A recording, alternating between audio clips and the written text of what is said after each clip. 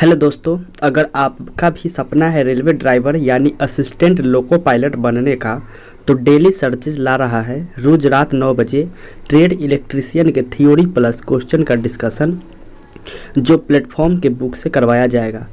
जो DFCCIL, ALP, DRDO, ISRO, metro या विद्युत विभाग या जितने भी एग्ज़ाम्स होते हैं जिनमें ट्रेड से संबंधित प्रश्न पूछे जाते हैं, उनका डिस्कशन करने वाले हैं। और इसके साथ आपको इसका PDF जो है हमारे टेलीग्राम चैनल पर मिल जाएगी, जिसका लिंक वीडियो के डिस्क्रिप्शन में दिया हुआ है। तो चलिए चलते हैं एजुकेशन की दुनिया में।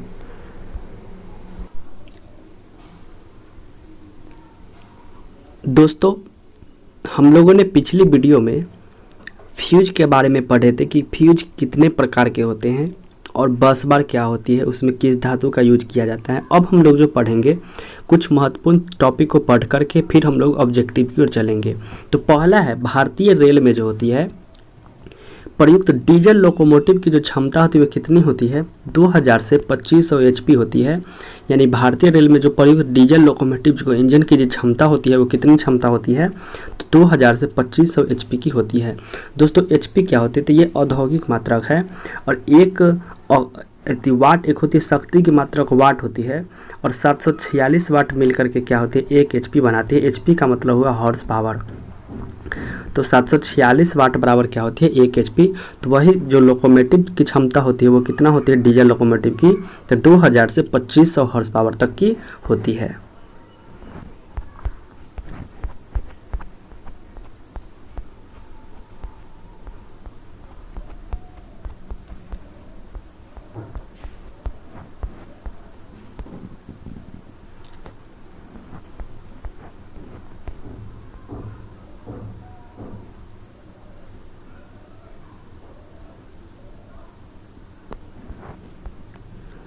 अब एक होती है लोड शेडिंग की विधि में क्या होती है? तो लोड शेडिंग की विधि में लोड को ऑफ करना होता है। क्या करना होता है? ऑफ करना होता है। नेक्स्ट है, विद्युत संचरण लाइन में यदि वोल्टेज का मान n गुना बढ़ता है तो क्या होती है?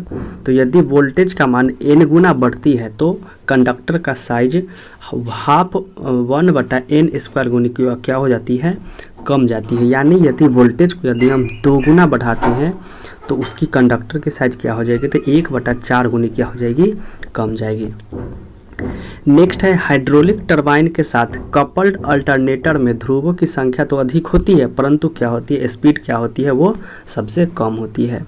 नेक्स्ट है, भूमिगत तार की इंसुलेटिंग पदार्थ की विद्युत ब्रेकडाउन जो होती है सामर्थ्य, वो अप्लाई वोल्टेज की प्रवृत्ति, परावैद्युत पदार्थ में अशुद्धि, ताप, दाब तथा आर्द्रता सभी पर निर्भर करती है। नेक्स्ट है, भूमिगत केबल, जो भूमिगत अंडरग्राउंडिंग जो केबल होती है उसकी पदार्थ की परावैद्युत क्षमता क्या होनी चाहिए? वो उच्च होनी चाहिए। यानी भूमिगत केबल में प्रयुक्त जो भी चीज़ पदार्थ होती है उसकी परावैद्युत क्षमता क्या होनी चाहिए? उच्च होनी चाहिए। नेक्स्ट है, केबल पर कवच जो होती है क्या क्या चीज़ करती है? तो केबल पर जो कवच होती है वो नमी से सुरक्षा तथा धात्विक कवच, कोरोना इफेक्ट, उष्मीय प्रतिरोध, ये सबको कम करने के लिए प्रयोग होता है। नेक्स्ट है, अति उच्च वोल्टता पर प्रयुक्त किया जाने वाला केबल जो होती है वो तेल पूरित तथा गैस दाब के बिल दोनों प्रकार की होती है। नेक्स्ट है, दोषयुक्त केबल को दोष ज्ञात करने के लिए किसका प्रयोग करते हैं? तो दोषयुक्त केबल के दोष को ज्ञात करने के लिए हम लोग लूप परीक्षण विधि का प्रयोग करते हैं। नेक्स्ट है, सस्पेंशन टाइप इंसुलेटर। देखिए, सस्पेंशन टाइप इंसुलेटर क्या होती थी कि ऐसे ऐसे करके आपको जोड़ दिया जाता था, तो वो सस्पेंशन टाइप इंसुलेटर होती है।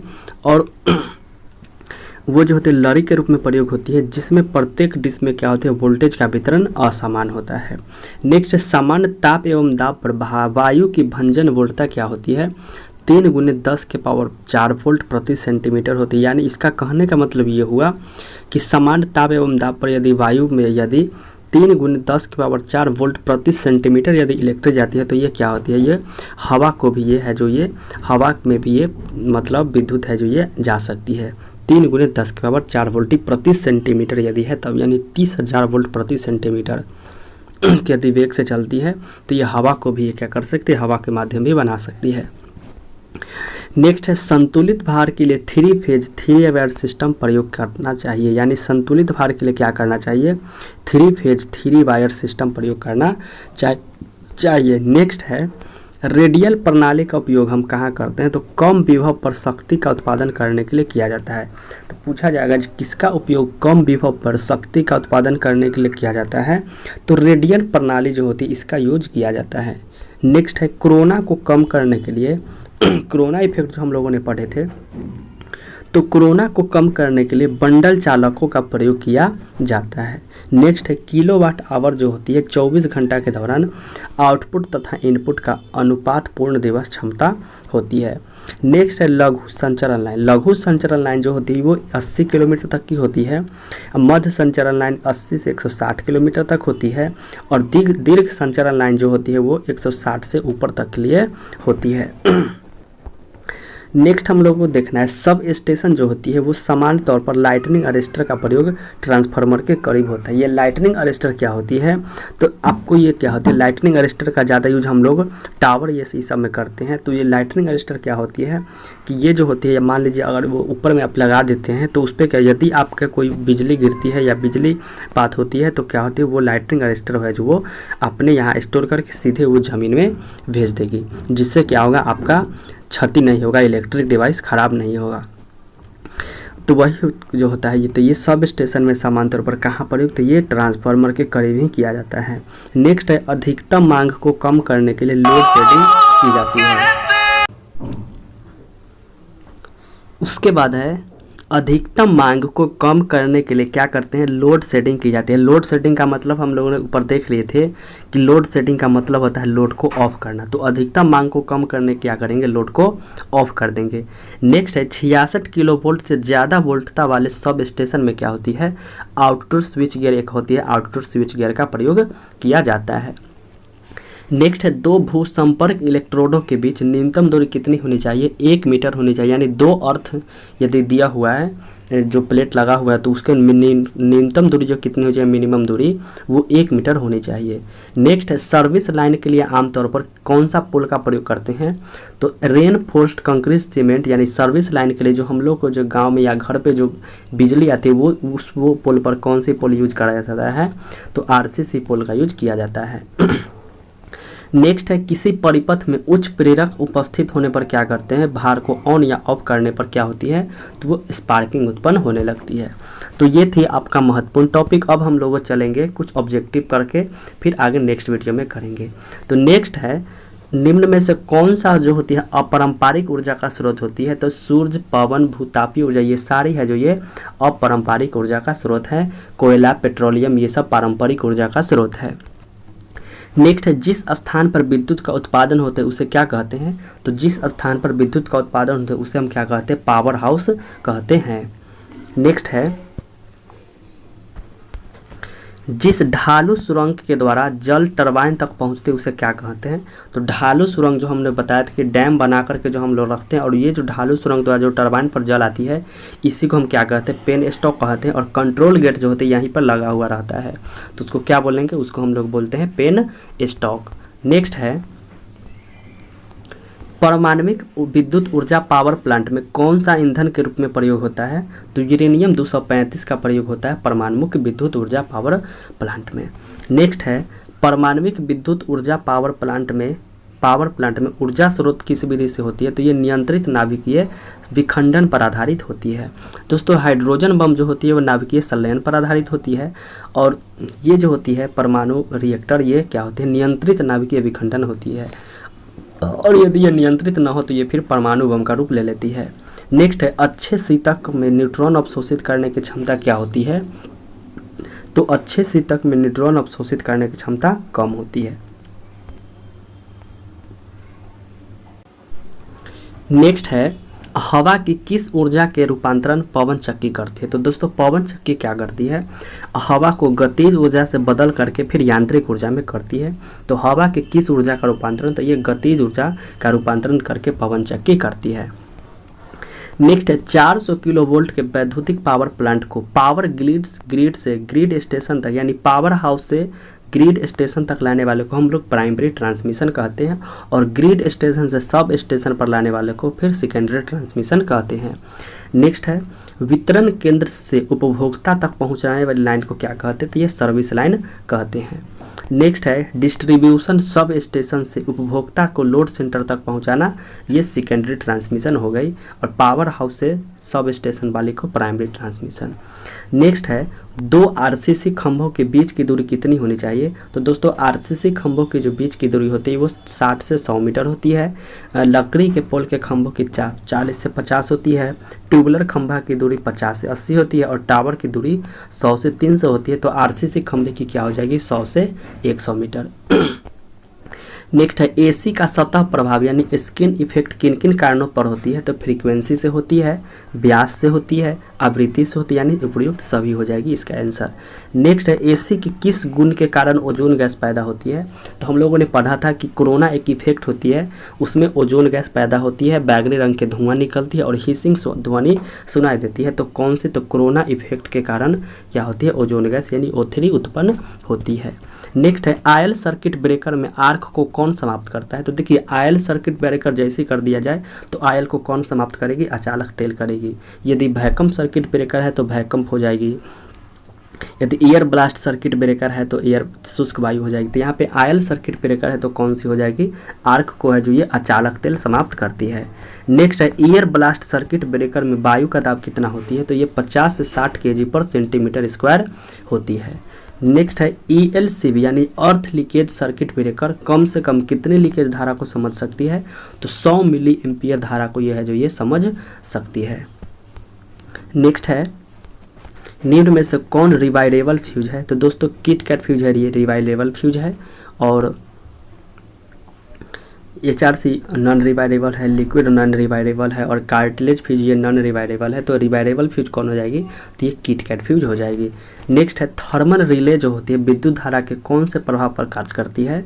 तो थर्मल रिले, थर्मल का मतलब होता है टेम्परेचर से संबंधित, तो ये उष्मीय प्रभाव से पर कार्य करती है थर्मल रिले। नेक्स्ट है लिक्विड टाइप फ्यूज में कौन सा द्रव भरा रहता है। तो CCl4 यानी कार्बन टेट्राक्लोराइड जिसे हम पैरिन के नाम से भी जानते हैं। तो लिक्विड टाइप फ्यूज में CCl4 द्रव भरी रहती है। नेक्स्ट है निर्वात सर्किट ब्रेकर में हवा का दाब पारे का दाब का कितना होती है। तो ये 10⁻³ mm रखा जाता है। नेक्स्ट है